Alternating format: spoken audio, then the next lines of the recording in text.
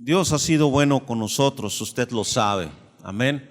Él ha estado a nuestro lado, sosteniéndonos, impulsándonos y mostrándonos su grandeza, su poder. Y eso es maravilloso, saber que tenemos a nuestro Dios, al único Dios verdadero.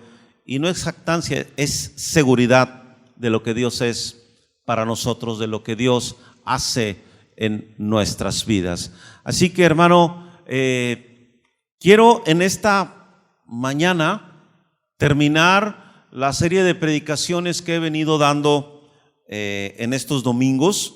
Hemos estado hablando sobre las trampas de Satanás y hoy voy a terminar con un tema que es: usa tu armadura. Es una alusión a la armadura del Señor y a lo que establece la Escritura en Efesios capítulo 6. Déjame contarte antes que cuando yo era pastor en Ciudad Victoria, allá por los años 90, una vez una señorita se acercó y me preguntó y me dijo: pastor, he escuchado muchos temas sobre la armadura, dice, pero nadie dice cómo usarla. Todos la mencionan y dicen que uno la tiene que vestir y que se tiene que usar, pero nadie, dice, hasta este momento yo no he escuchado nadie que nos diga cómo debemos usar la armadura. Y sabes, eso es interesante, porque en esa ocasión yo no tuve que responderle a la muchacha, es decir, ni yo mismo sabía cómo se debería de usar esta armadura, sino que permanece en nosotros más como un concepto que como una realidad aplicada a nuestra vida. Me refiero a algo que pongamos por obra. Así que en esta mañana yo quiero enseñarte lo que la Escritura dice acerca de la armadura y cómo usarla, porque eso es lo único que nos va a mantener firmes ante las acechanzas del diablo. Hemos visto dos palabras importantes en esta serie de predicaciones. Vimos artimañas y vimos acechanzas. Vimos maquinaciones, ¿sí? Y esto es importante porque de esta manera, hermanos, nosotros podemos estar listos contra lo que el diablo intente en nuestra contra. Cuando estamos débiles, cuando estamos más expuestos, es en medio de problemas y de crisis y en medio de tiempos de enfermedad. Y cuando hablo de las trampas de Satanás, hermano, los que han seguido esta serie de predicaciones, me refiero a esas cosas que él siembra en nosotros, más que a lo terrorífico y a lo espantoso. Se refiere a esas cosas que él nos hace creer y pensar y que crean en nosotros incertidumbre y confusión. Quiero que abras tu Biblia en Efesios capítulo 6, por favor. A partir del versículo 10, que tengas allí abierta tu Biblia. Y comienza diciendo así: por lo demás, hermanos míos, fortaleceos en el Señor y en el poder de su fuerza. Déjame explicarte qué dice aquí, porque es clave para entender lo que a continuación veremos. La frase por lo demás señala que Pablo está llegando al clímax de toda una exposición, es decir, al término de su carta.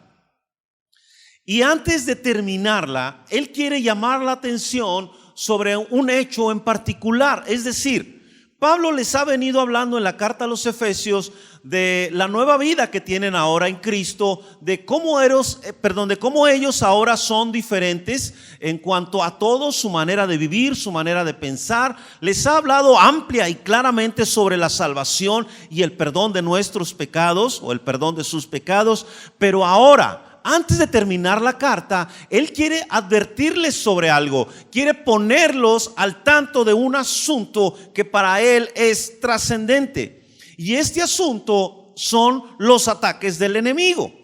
Por eso comienza diciendo: fortaleceos en el Señor y en el poder de su fuerza. Cuando dice fortaleceos en el Señor, significa robustecerse espiritualmente, es decir, en Dios. Y esto de robustecerse, hermano, para que lo comprenda un tanto más claro, es ponerse en forma espiritualmente. ¿Sí me entendió? Ponerse en forma, ejercitarse. espiritualmente. Y eso hace una alusión a que practiquemos todos los medios de gracia que Dios nos ha dejado, como la lectura de la Biblia, el estudio de la Biblia, como la oración, el ayuno, el congregarnos. Y eso, hermano, va a traer fortaleza espiritual a mi vida. Mire, hermano, déjeme hacer una comparación un tanto simple. ¿Usted siente que está en forma físicamente? ¿En forma de qué, verdad? Diría alguien.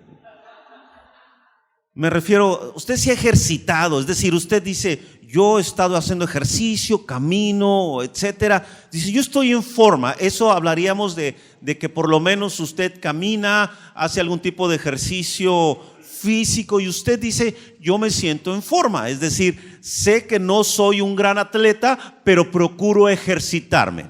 Eso es de lo que estoy hablando, ¿ok? Entonces, claro, quizás no nadie, quizás muchos no somos de gimnasio, ¿verdad? Pero sí de caminar, de correr, de hacer algún tipo de ejercicio físico, ¿verdad? Hay quienes no hacen nada, sería bueno que hicieran algo, con todo respeto les digo, siempre es necesario porque el cuerpo va en detrimento, es decir, el cuerpo se está deteriorando y llegan momentos difíciles para nuestro cuerpo y si está fuerte podemos sostenernos mejor. Ese es el consejo, hermanos, que puedo también darles acerca de eso.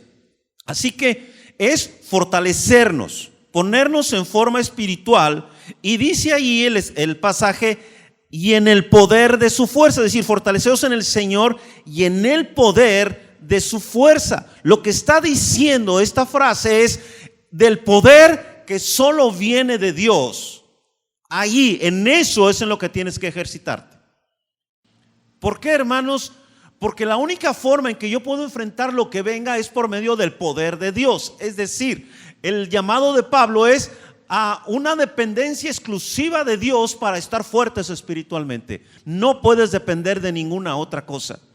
Así que, hermano, se trata de yo prepararme espiritualmente en el poder de Dios, de ninguna otra cosa. Es decir, mira, lo que ha estado haciendo alguna gente en este tiempo es mezclar la verdad de Dios con otras cosas, ¿sí? Y entonces dependen de cierto comportamiento y concentración mental para poder sentirse bien. Hay quienes aunque no lo creas, hay quienes han combinado el yoga con el cristianismo. ¿Y sabes cuál es el problema de esto? Que el yoga es parte de la religión hindú, ¿sí? No es ejercicio, es parte de la religión hindú. Y el propósito final del yoga es que tú te hagas uno con Brahma, que es uno de los grandes dioses del hinduismo. Pero la gente no sabe eso. No, es que para mí nada más es ejercicio. No, hermanos, esto es parte de una religión y yo debo tener mucho cuidado, ¿correcto? Entonces no lo puedo juntar. Persiguen objetivos diferentes. Y entonces, ¿de quién tendría que depender yo? Del Señor. Y entonces también luego la gente se vuelve como fetichista, ¿no? Andan buscando Biblias ungidas y andan buscando pañuelos ungidos y andan buscando no sé cuántas cosas, porque pareciera que no es suficiente depender de Dios y del poder que emana de Él y que inunda mi vida. Y estaríamos hablando del Espíritu Santo. De alguna manera siempre necesito de algo de qué acogerme, algo de qué tomarme, algo de qué asirme, cuando Dios es suficiente y no necesitas ninguna otra cosa. Yo no sé si usted ha visto esta gente que para en todos lados y para todo usa aceite. Y yo tengo que simplemente remitirme a cómo se usa el aceite en la Biblia, nada más. Que si oyen ruidos en tu casa, ve, pon un aceite en las puertas. Que no duermes en la noche, ponle aceite a la cama. No, espérame. Yo tengo que tener cuidado con esas cosas, porque entonces yo le estoy agregando algo a la oración y al poder de Dios que no necesita. Estamos hablando del poder de Dios, estamos hablando del poder.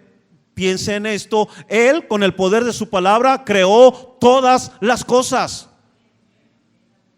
¿Tú crees que necesita una ayudada? ¿Tú crees que necesita algo? No, yo lo que necesito es aprender a depender de ese poder. Es lo que dice el apóstol Pablo. Así que como Pablo tiene claro que todo creyente libra una batalla contra un enemigo formidable, entonces es que él empieza a hablar y nos dice que este enemigo, que es el diablo, el acusador, el calumniador, nos va a hacer ver que él siempre está en guerra con nosotros. Con esto no quiero sugerir un fanatismo a favor del diablo, ¿sí? No, hermanos. No me refiero a eso. Tengo que ser consciente y claro de que yo tengo un enemigo, de que estoy en una guerra. ¿Sí? Cualquiera de cristiano que no esté consciente que hay una guerra espiritual vive en otro mundo. Vive en Fantasilandia, porque aquí hay una guerra y aquí hay un ataque y es constante en nuestra contra. Pablo sabe que el diablo siempre está agitando y molestando y haciendo alguna cosa. No lo podemos evitar, lo tenemos que enfrentar. Pablo entonces va a describir esto. Un gran ejército, versículo 12. No tenemos lucha contra sangre y carne, sino contra principados. Y escucha cómo lo va redactando. Contra potestades, contra los gobernadores de las tinieblas de este siglo, contra huestes espirituales de maldad en las regiones celestes. Cada vez que el apóstol Pablo dice contra, lo que está enunciando Pablo es que hay niveles jerárquicos de autoridad entre los demonios. Y dice, en algún momento vas a enfrentar a unos y en algún momento vas a enfrentar a otros. Por eso dice en el versículo 11, vestíos toda la armadura de Dios para que podáis estar firmes contra ¿qué? Las acechanzas del diablo. Ese es el punto, hermano. No tenemos lucha contra sangre y carne, es decir, contra seres humanos. Nuestra lucha es espiritual, nuestra guerra es espiritual y yo tengo que estar listo para enfrentarlo. Y conforme avancemos en esto te vas a ir dando cuenta cómo también el maligno nos ataca. Así que toda esta organización diabólica atenta en contra nuestra, atenta en contra de la iglesia, atenta en contra de ti como creyente. Así que Pablo insiste, versículo 11 ya lo leímos, y en el versículo 13 lo vuelve a decir: por tanto, tomad toda la armadura de Dios para que podáis resistir en el día malo y habiendo acabado todo, estar firmes. Fíjate cómo en dos ocasiones él dice: vestíos la armadura, toda la armadura, y luego en el 11 y luego dice: tomad toda la armadura. Esta palabra, toda la armadura, es panoplia en griego y quiere decir que no puedes prescindir de ningún elemento, te la tienes que poner toda. ¿Ok? Es decir, yo no puedo llegar a la iglesia y decirte, hermano, pues hoy no traigo el yelmo. Ahorita los vamos a ver, ¿verdad? Pero creo que la mayoría lo conocen. O sabes que se me olvidó la coraza de justicia en la casa. ¿No tienen una aquí que presten? No, no hay. Todas están ocupadas ya. Entonces, lo que yo tendría que darme cuenta es que es algo que yo he visto. Mira, la imagen que tiene Pablo es de un soldado romano. Imagínate que un soldado romano le saliera ahí a su capitán: oye, se me olvidó la espada. O un soldado aquí en nuestro glorioso ejército mexicano. Imagínate que, oye, tu rifle, chale, ¿dónde lo dejé? No, hermanos, eso no es la actitud de un soldado. Nos gusta mucho cantar de guerra, ¿no? Y en un tiempo fuimos muy guerreros en nuestros cantos. No está mal, está bien. Pero de veras, hermanos, que como soldados dejamos mucho que desear. Oiga, a ver, alguien que diga un pasaje que hable de esto. Y, ¿Dónde? Sí, lo tengo aquí, mira, aquí lo tengo. No, no me acuerdo. ¿Por qué? Porque no tenemos la costumbre de memorizar la palabra de Dios. Conocemos, los textos típicos, ¿no? Juan 3:16. ¿Quién no se sabe Juan 3:16? ¿Verdad? Porque de tal manera, etcétera, ¿verdad? Usted lo conoce, ¿verdad? Efesios capítulo 2, que habla acerca de la salvación, ¿no? Por gracia sois salvos por medio de la fe. Sí se lo sabe, ¿verdad? Y entonces, pero ya no memorizamos más. Y entonces tú te sorprenderías de todo lo que la Biblia tiene para nosotros y por qué Pablo la va a presentar como nuestra principal defensa en contra del maligno. Entonces, usted y yo tenemos que vestir toda la armadura de Dios. Y déjame explicarle esto de Porque Pablo utiliza dos verbos, vestir y tomar. Obviamente esto habla de lo que uno se pone. Y esto es importante. Yo visto la armadura de Dios para no quitármela. ¿Escuchó? ¿Por qué digo que para no quitármela? El pasaje lo dice, versículo 13, para que podáis resistir en el día malo. ¿Cuándo es el día malo? El día malo no es solo una referencia a pruebas, es una referencia al momento en que Satanás empieza a atacarte. Ahora, ¿cuándo nos va a atacar Satanás? ¿Alguien lo sabe? Es decir, hay un calendario que tú digas, hoy toca ataque, déjame pongo la armadura. No, no existe tal cosa. Es sorpresivo. Anda como león rugiente buscando a quien devorar. Entonces la armadura, hermano, yo no me la quito, me la dejo puesta. Y luego también dice que habiendo acabado todo, estar firmes. ¿Sabes qué quiere decir esa frase? No solo implica victoria, implica que obtuve una victoria, me mantengo firme porque Él va a regresar y me va a volver a atacar. Esa es la implicación. Entonces, eso, hermano, de la gente que se anda poniendo y quitando la armadura, no han entendido lo que la palabra dice, con todo respeto. La armadura siempre la traigo puesta. Always, all the time, siempre. Si no me la puedo quitar, porque estoy en pie de guerra. ¿Sabes cuándo se acaba esta guerra? Allá, aquí nunca. Hasta que llegue a su presencia, allí termina. Allí ya no la voy a necesitar. Allí él, me refiero a mi enemigo, no me va a poder alcanzar jamás. Estaré para siempre con mi Señor. Entonces yo me acuesto con la armadura y me levanto con la armadura. De hecho, ¿cuántos no han tenido luchas en sueños? ¿Verdad que muchos de ustedes han tenido luchas en sueños? Y hay algunas que han estado bien fuertes, ¿no? Pero gruesas, de esas que no puedes hablar. ¿A quién le ha pasado eso, no? De que quieres reprender y quieres decir algo y así no hablas. Eso es una lucha. Si hasta dormidos y en sueños nos ataca, hermano, por el amor de Dios, no se quite la armadura. Téngala puesta y haga frente a lo que el maligno intenta contra su vida. La segunda cosa que quiero decirte es la armadura y sus partes. Pero antes quiero hacerte unas preguntas. Escucha. ¿Tengo clara conciencia de esta batalla espiritual? ¿Llevo la clase de vida que me capacita para entrar en este conflicto? ¿Estoy preparado para la lucha? ¿Soy capaz de defenderme contra los ataques de Satanás? Estas preguntas son importantes que cada uno las respondamos. ¿Estoy preparado? ¿Sé defenderme? Fíjate qué interesante es esa pregunta, ¿sé defenderme? Porque si yo no sé usar la Biblia, hermano,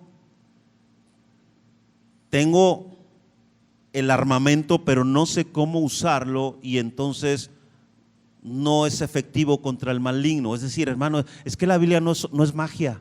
Hay gente que cree que es magia. Y la Biblia no es magia. Tengo que conocer al que la escribió, tengo que entregar mi vida a Jesucristo y tengo que hacer mía su palabra y poner mi fe en ella. Pero no es magia. Me decía una vez una persona hace poco, me decía, obviamente no es parte de nuestra iglesia, y me decía, o sea, pastor, que si yo leo la Biblia así como algo mágico uno cambia. Le dije, no es mágico. Requiere fe. Requiere fe, porque hasta el diablo se sabe la Biblia. Lo vimos en las tentaciones de Satanás, ¿no? Perdón, en las trampas de Satanás. Sí, él sabe la Biblia, la conoce inclusive mejor que tú y que yo. De hecho, la Biblia dice, ¿crees que Dios es uno? Dice, hasta los demonios creen y tiemblan. Claro, pero no en un acto de fe. Cuando dice, ¿tú crees que hay un Dios? Sí, yo creo que hay un Dios. Pues sí, pero también el diablo lo sabe. El asunto es poner la fe en ese Dios. Y es lo que el diablo nunca podrá hacer. La armadura de Dios consta básicamente de 6 piezas que voy a pasar a explicarte lo más claramente posible. Así que versículo 14. Estad pues firmes, ceñíos vuestros lomos con la verdad. Deténgase ahí. Ceñíos vuestros lomos con la verdad. Los intérpretes de la Biblia ven aquí lo que se llama el cinto de la verdad, porque lo que hace alusión en este pasaje Pablo es a lo que te pones para que sostenga la cierta parte de tu vestimenta como soldado, principalmente la espada. Es a lo que se refiere. Era un cinto de cuero que ajustaba la vestimenta, repito, y sostenía la espada. Eso es a lo que se refiere esa frase. Y le llama el cinto de la verdad. ¿Por qué de la verdad? Por dos cosas. Primero, la palabra verdad que aparece aquí es veraz. A eso se refiere, a lo que es veraz. Y se está refiriendo a ti como persona.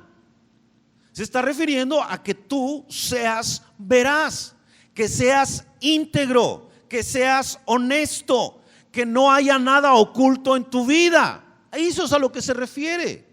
Que yo sea una persona creíble, confiable, que nada me desacredite. Si yo llevo un estilo de vida así, Satanás no puede hacerme nada. Es decir, puedo enfrentarlo. Dice Tito, si abres ahí tu Biblia, por favor. Tito, sí sabe que hay un libro así, ¿verdad? En la Biblia. En Tito capítulo 2, versículo 7 dice: presentándote tú en todo como ejemplo de buenas obras, en la enseñanza mostrando integridad, seriedad, palabra sana e irreprochable, de modo que el adversario se avergüence y no tenga nada malo que decir de vosotros. Se le está diciendo a Tito, ¿sabes qué? Tú tienes que vivir en tu vida y acorde con la palabra, de tal manera usar la palabra incluso que el diablo nunca tenga nada malo que decir de ti y contra ti. Y es que, hermano, engañar, ser hipócrita, mentir, es unirse al juego del diablo. Así es como él juega. Pero cuando yo vivo contrario a eso, entonces, hermano, estoy realmente defendiéndome de los ataques de Satanás. Porque el mundo se mueve así. El mundo se mueve en la mentira, el mundo se mueve en el engaño, en la traición, en la venganza, en la amargura, en la maledicencia. Y yo se espera que actúe de manera diferente y viva diferente. Por eso me pongo el cinto de la verdad. Pero también es la verdad porque se refiere a la verdad que nos ha sido mostrada en el Evangelio de Jesucristo. La verdad que está allí no es una propuesta, no es una opción, es mi vida. Y entonces se trataría de que yo conociera o debo conocer lo que la Escritura me dice. Ya les platiqué de la hermana que un día me dijo: bien dice la Escritura que Dios se aprieta pero no ahorca. Y él se había dicho. Porque creemos que la Biblia dice cosas pero no las dice. Mira, hay gente que en algún tiempo la gente decía: es que en la Biblia dice que ni un cabello de tu cabeza cae sin que el Señor lo sepa. Y eso no dice. Dice de las hojas. Y dice que nuestros cabellos están contados. Pero lo otro no lo dice. ¿De dónde lo sacamos? De cómo se van distorsionando algunas cosas. Y yo tengo que atender a lo que está escrito. ¿Qué está escrito? ¿Qué dice lo que el Señor nos dejó? Así que yo necesito conocer la verdad que me ha sido revelada en la palabra del Señor. Ahorita abundaré más en este punto.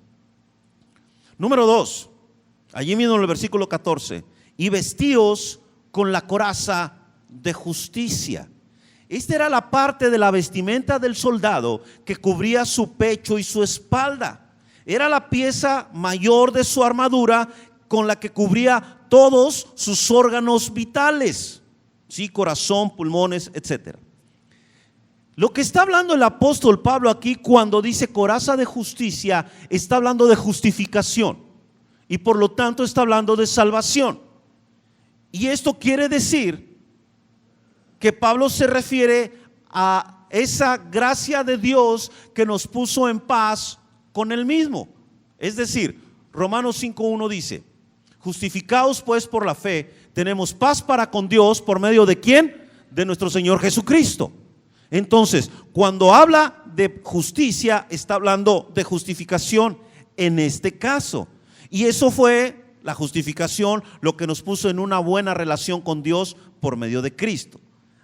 ¿De qué está hablando Pablo? Está hablando, hermano, de saber que realmente todos mis pecados han sido perdonados. Que al poner mi fe en lo que Cristo hizo, en realidad soy salvo. Que delante de Dios aparezco como redimido y no como condenado.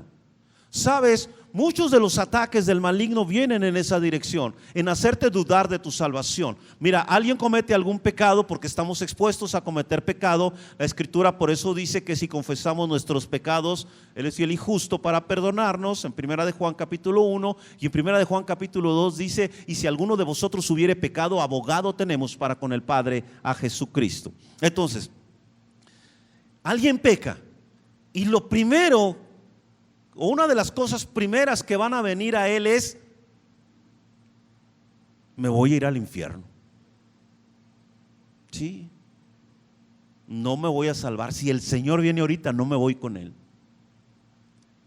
Y empiezas a dudar de tu salvación. Y es que no, mira, es que hiciste esto, empieza a susurrarte el diablo, hiciste esto, ¿tú crees que el Señor te va a perdonar? ¿Tú crees que el Señor va a seguir teniendo misericordia de ti? ¿Sabes que el Señor ya se cansó de ti? ¿Sabes que el Señor no, qué decepción contigo, de veras, eres terrible?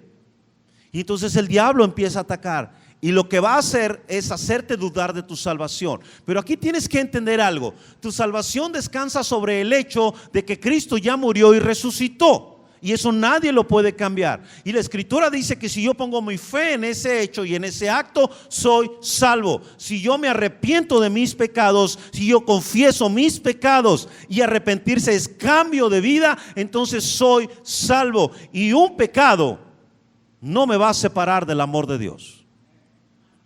Eso es lo que la Biblia dice. O sea, no te va a mandar al infierno el Señor porque mentiste. Pero si continúas mintiendo, ten mucho cuidado, porque entonces ya es hábito.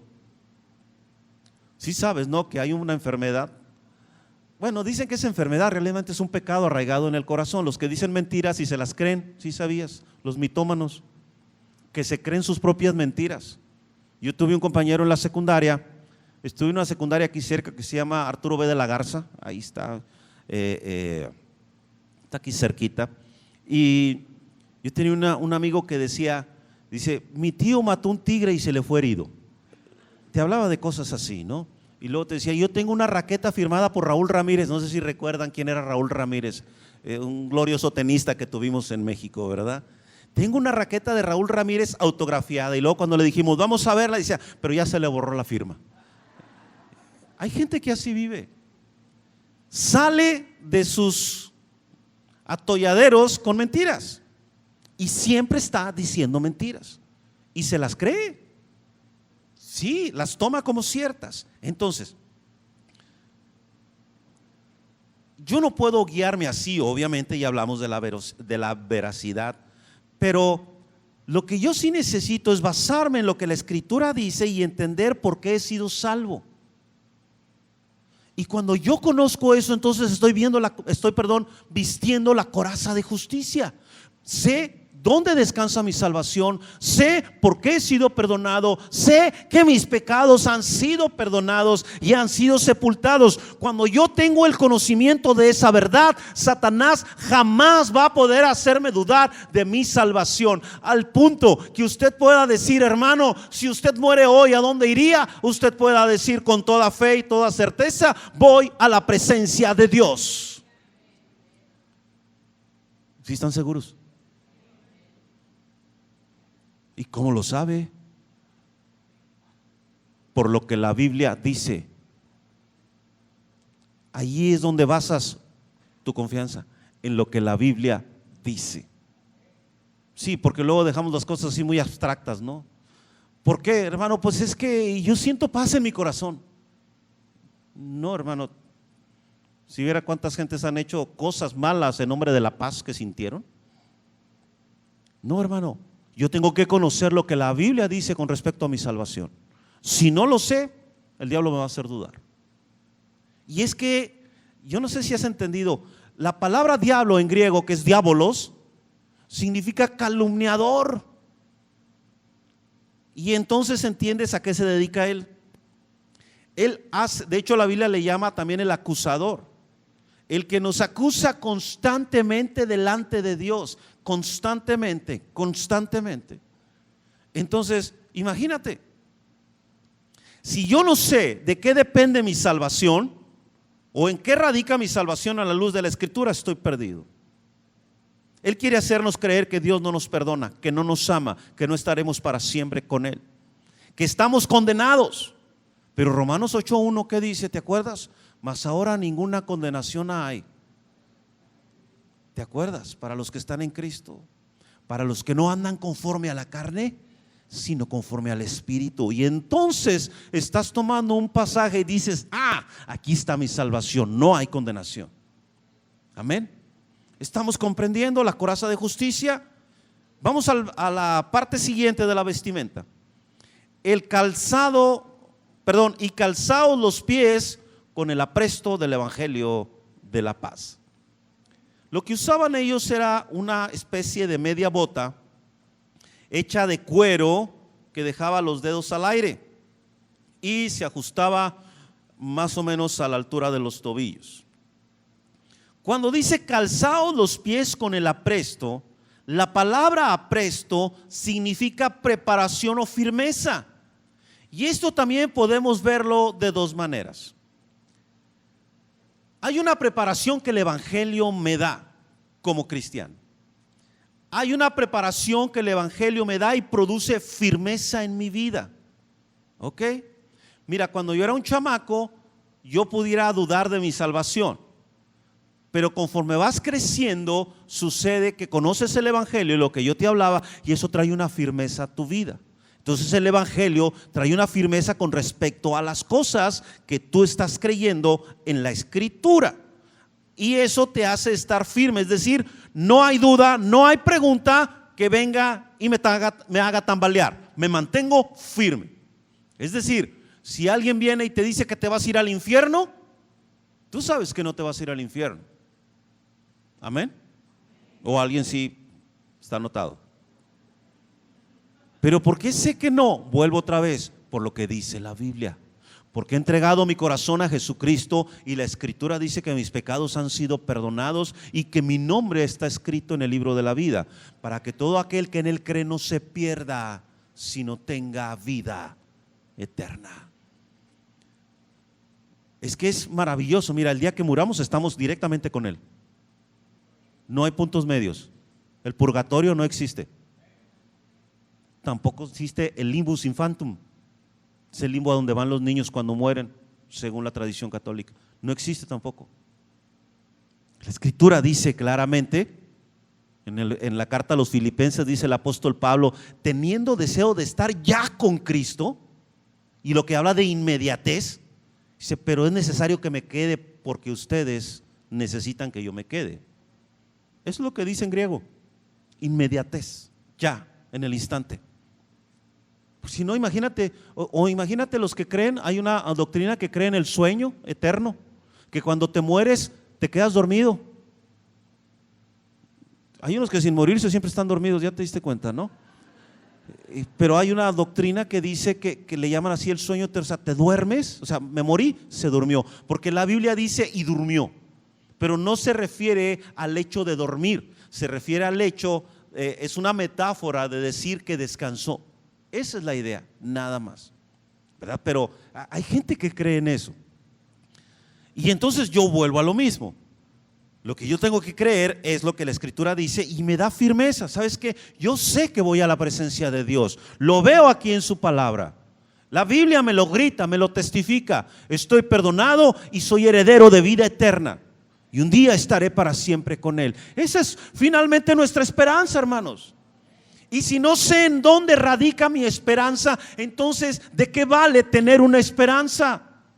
Es irreal, es ilusoria, es hasta una utopía, es decir, es inalcanzable. Pero yo sé lo que la Escritura dice, como el apóstol también escribía, el apóstol Pablo. Yo sé a quién le he creído.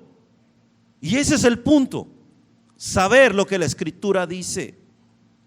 Pero también esto de calzados los pies con el apresto del Evangelio de la paz, además de darme firmeza, también, hermano, es entender que yo esté siempre listo para anunciar el Evangelio. ¿Sabes que anunciar el Evangelio es hacer guerra espiritual? No sé si lo has visto así. ¿Sabes por qué? Porque incursionamos en terreno enemigo y le predicamos el Evangelio a alguien para que salga de las tinieblas a la luz del Señor. Eso es guerra. Y es guerra espiritual.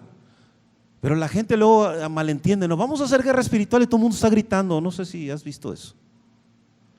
Y alguna gente enloquece. Así como que, ay, Señor. O sea, no hemos entendido de qué se trata. Fíjate, cuando tú oras estás en guerra. Cuando tú lees la Biblia estás haciendo guerra. Cuando tú predicas el Evangelio estás haciendo guerra. Lo otro no es guerra, es grito. Pastor, pero en la Biblia hubo victorias con gritos. Sí, pero deja que Dios te dé la estrategia. Sí, mira, es como, por ejemplo, la gente dice, toma muy literal cuando la Biblia dice que todo lo que pise la planta de tu pie será tuyo. ¿Sí? ¿Sabes que la Biblia cuando dice pisar, cuando le dice lo que pise la planta de tu pie, perdón, es una referencia retórica a conquistar, lo que implica lucha? Eso es a lo que se refiere. O sea, el pueblo de Israel no andaba camina y camina así como andamos pisando. Pues ya ando pisando aquí, esto es mío. ¿Sí? Luego hay chavos que pisan a las que quieren que sea la novia y hay gente que va y pisa casas y todo eso. Hermano, cuidado, lo estoy convirtiendo en una fórmula. No es una fórmula, fue una estrategia y una promesa que Dios le dio a su pueblo. Esta tierra va a ser tuya porque vas a tener que conquistarla. Eso es lo que está diciendo la Biblia. O sea, va a implicar una guerra, va a haber oposición. ¿Ok? Sí, por eso en alguna ocasión escuché un predicador que tenía una computadora. Recién que salieron las laptops, él tenía una. Y dice que una vez vio a un hermano que se acercó y tenía la mano puesta sobre su laptop. Y escuchaba algo así como que decía: Señor, declaro que es mía, declaro que es mía. Y entonces pasó, le dijo: esa computadora no acepta lo que estás diciendo, esa computadora es mía. Y no se la dio. Digo, porque esa era la idea. Si me está viendo, se la regalo, ¿no? Es como si yo salgo afuera y veo una camioneta blanca muy bonita que está allá afuera, y entonces le pongo la mano y digo: ¿creen que me la van a dar? No. Van a decir: pastor, ahorra y cómprese una. Y es todo lo que me van a decir. Repito, no hemos entendido. Tomamos las cosas más como fórmula que como estilo de vida. Y realmente, si lo vas notando, lo que Pablo está diciendo aquí es un estilo de vida. Es de lo que Pablo está hablando, de un estilo de vida. No está hablando de algo mágico o algo, una cuestión que funcione como una fórmula. No, está hablando de un estilo de vida. Quiero tocar juntos, vamos a la siguiente parte, ya vamos a acabar.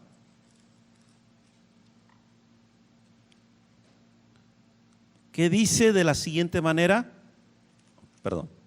Sobre todo, tomad el escudo de la fe, con que podáis apagar todos los dardos de fuego del maligno. Y el 17 voy a ver esos dos juntos, los dos elementos. Y tomad el yelmo de la salvación. Hasta ahí. Tomad el escudo y el yelmo. La frase cuando dice sobre todo, no está queriendo decir que esto sea más importante que lo otro. Lo que está queriendo decir es, además de todo lo anterior, también debes de tomar el escudo de la fe. Se refería a un escudo grande que cubría casi a toda la persona, tanto alto como ancho. Y especialmente lo guardaba, yo creo que si han visto las películas, ¿no? Cuando avientan las flechas y levantan los escudos, ¿sí? Entonces tenía esa cualidad el escudo de cuando se levantaba y enviaban flechas encendidas, porque literalmente en las guerras en aquel tiempo enviaban flechas encendidas. Al topar con el escudo estaba hecho de tal manera que la flecha encendida al clavarse se apagara. No se incendiaba el escudo, ¿ok? Sino que se apagaba. No sé si lo había notado, aún en las películas se ve eso.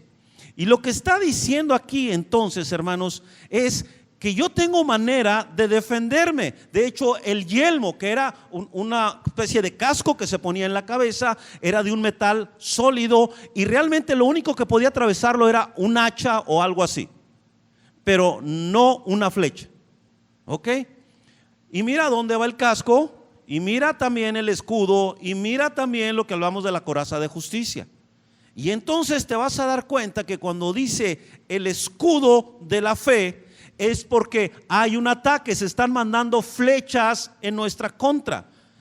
Y entonces te cubre el casco, que hablaríamos de los pensamientos, porque allí está la guerra principalmente, aquí.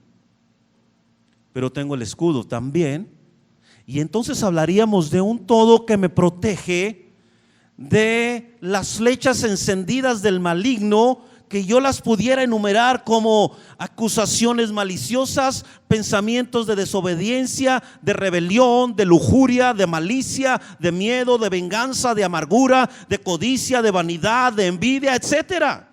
Y todo eso lo manda el diablo en nuestra contra. ¿Para qué? Para apartarnos del camino del Señor. Y si yo no tengo puesto esta armadura, la flecha va a entrar, me va a cautivar y se va a volver una fortaleza en mi mente. ¿Sabes que hay gente que no puede creer que Dios le ama? No lo pueden creer.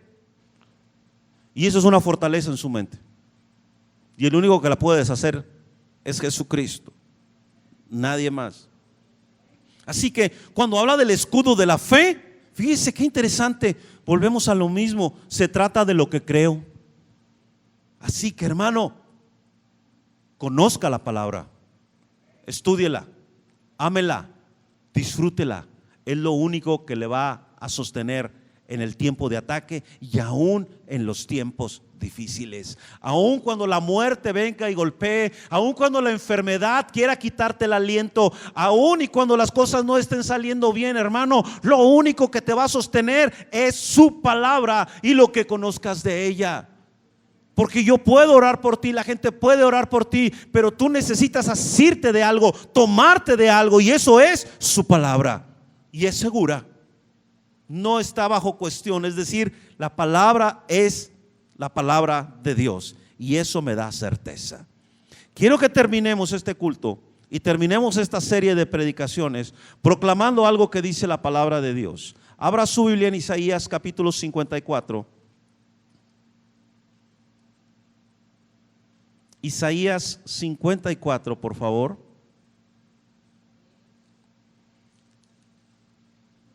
Y quiero que lleve esta palabra en su corazón, versículo número 17. Ya lo tiene, Isaías 54, versículo 17. Póngase de pie. Vamos a proclamar su palabra. Isaías 54, versículo 17. ¿Lo tenemos? Dice la escritura así, todos juntos, en voz alta: ninguna arma forjada contra ti prosperará, y condenarás toda lengua que se levante contra ti en juicio. Esta es la herencia de los siervos de Jehová, y su salvación de mí vendrá, dijo Jehová.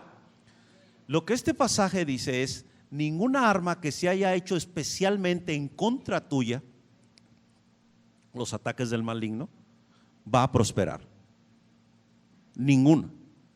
Y si vas a condenar toda lengua que te acuse, el acusador dice: esta es la herencia que tú tienes. ¿No te parece maravilloso? Bien, ahora quiero que haga otra cosa con ese mismo pasaje. Quiero que voltees con la persona que está a tu lado y se lo leas. ¿Sí? Busca a alguien y léeselo en voz alta. Una vez más, lo vamos a leer. Voltea con alguien y todos juntos lo volvemos a leer. Dice así la escritura, juntos: ninguna arma forjada contra ti prosperará, y condenarás toda lengua que se levante contra ti en juicio. Esta es la herencia de los siervos de Jehová, y su salvación de mí vendrá, dijo Jehová. Lo que acabas de hacer es bendecir a tu hermano, haciéndole saber lo que la Escritura dice. Es como si le hubieras dicho: mira, hermana, mira, hermano, esto es lo que la Biblia finalmente en este culto te dice, y llévatelo en tu corazón. Ninguna arma forjada contra ti prosperará. Ninguna. Ninguna.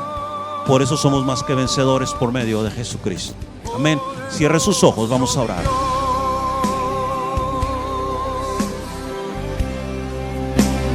Poderoso Dios,